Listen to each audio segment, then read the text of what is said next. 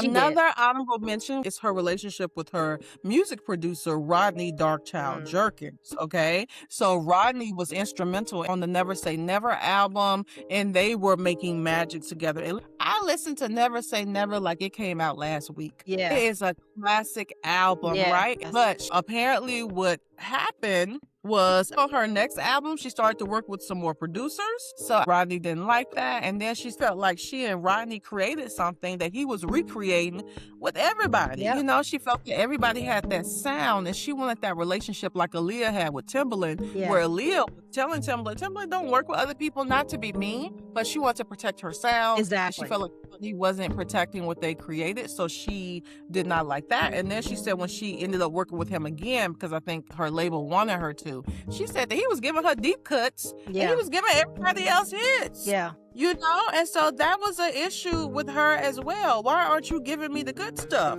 Yeah. Yeah. I agree with that. I thought that was, to me, that's typical of the industry.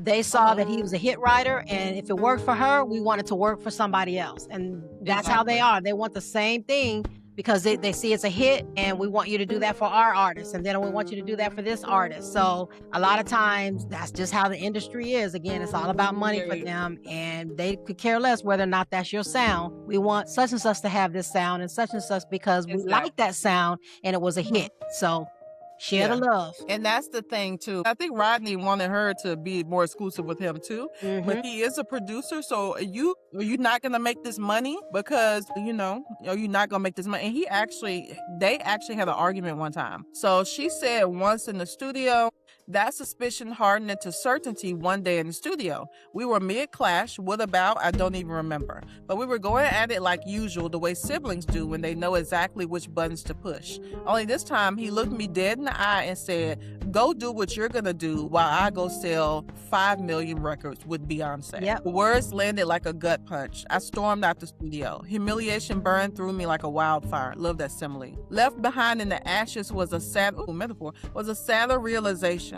It was time for me to move on. Yeah.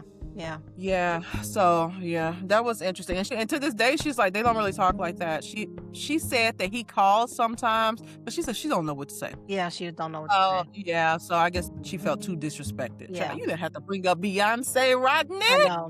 I know. You didn't have to do that. I know. So